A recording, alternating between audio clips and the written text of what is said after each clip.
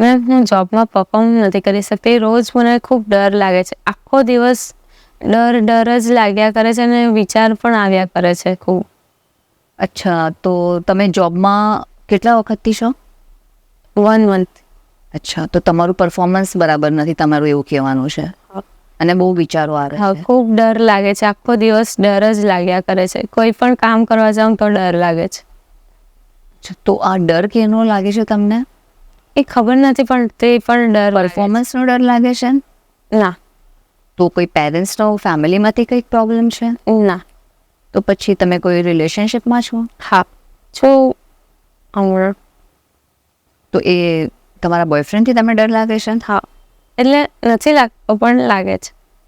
અચ્છા, તો તમારા રિલેશનશિપ જે છે તે હેપી રિલેશનશિપ છે?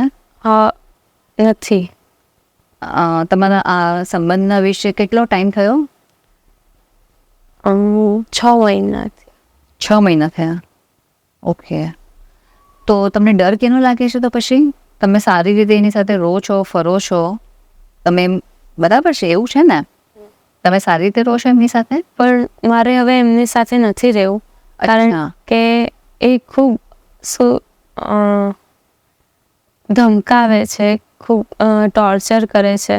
અચ્છા. પછી જો હું એમની સાથે નહીં રહું તો એવું કહે છે કે હું મારા પેરેન્ટ્સને કહી દઈશ, કાં તો હું વાયરલ કરી દઈશ ફોટા. અચ્છા, તો તમારા કઈ પ્રાઇવેટ ફોટોગ્રાફ્સ એમની પાસે છે કોઈ? પ્રાઇવેટ નહીં, અમારા સાથેના, અને એ રીતના ફોટો એમની પાસે છે. અચ્છા, તો એ તમને ધમકી આપે છે એટલે તમને ડર લાગે છે? હા, ખૂબ ડર લાગે છે. પણ મારે એમનાથી છૂટું થવું છે, પણ એ ખૂબ ધમકાવે છે એટલે મને ખૂબ ડર લાગે. શું ધમકી આપે છે તમને? કે હું નસ કાપી નાખીશ, કાં તો હું મરી જઈશ, કાં તો હું તને મારી નાખીશ. અચ્છા, એટલે આ તો તમારો ટોક્સિક રિલેશનશિપ કહેવાય, જેમાં તમારો મેન્ટલ હેલ્થ આટલું બધું ડિસ્ટર્બ રહે, જેનામાં તમે કામ પણ નહીં કરી શકો. તો સીધી આ તો બહુ ટોક્સિક રિલેશનશિપ કહેવાય. તમારે આમાંથી બને એટલું જલ્દી નીકળવું પડશે. અને 6 મહિનામાં અગર એ તમારા પર આટલો બધો હાવી થઈ જાય, આટલું બધું તમારા પર ટોર્ચર કરવા માંડે, તો તમારે આ કોઈની ને કોઈની સાથે તો શેર કરવું જ પડશે ને? તમે તમારા ફેમિલીમાં પેરેન્ટ્સને વાત કરી? ના. તમે કેમ વાત નથી કરતા એમને? એમને કહીશ તો વધારે સ્ટ્રિક્ટ છે, તો વધારે થોડી પ્રોબ્લેમ થશે. તમારા પેરેન્ટ્સ બહુ સ્ટ્રિક્ટ છે? હા. તો તમારા મધર સાથે બી તમારા એવા ફ્રેન્ડલી ટર્મ્સ નથી કે તમે કંઈક શેર કરી શકો એમની સાથે? છે, પણ આ વસ્તુ એને એવું એક્સેપ્ટ નહીં કરે. અચ્છા, એટલે તમે આમ બધી વાતો શેર કરો છો, પણ પોતાની જે પર્સનલ ફિલિંગ્સ છે એ પેરેન્ટ્સ સાથે, એસ્પેશિયલી મધર સાથે બી તમે શેર નથી કરી શકતા.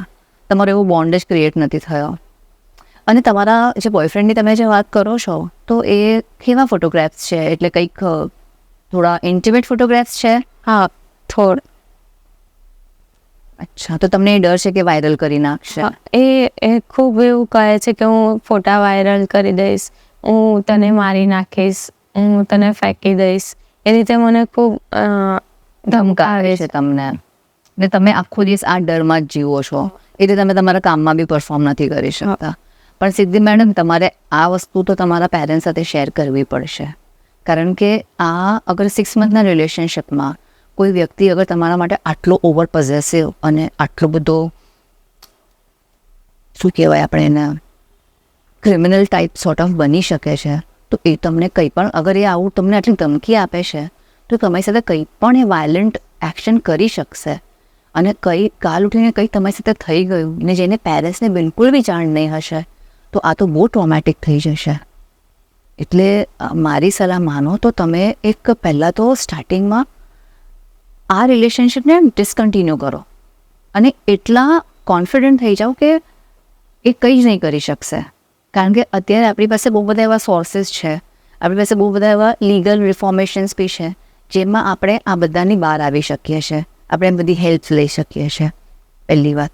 બીજી વાત, તમારે તમારા ફેમિલીની કોન્ફિડન્સ રાખો એ લેવાની બહુ જ જરૂર છે. તમે જેટલું એમને શેર કરશો અને તમે એક્સેપ્ટ કરી દો એમની સામે કે હા, તમારાથી ભૂલ થઈ ગઈ. એ પાત્ર, તમારો પ્રેમ સાચો હતો, પણ એ પાત્ર ખોટું હતું અને તમારા પ્રેમની અલગ સ્વરૂપમાં લઈ ગયા છે.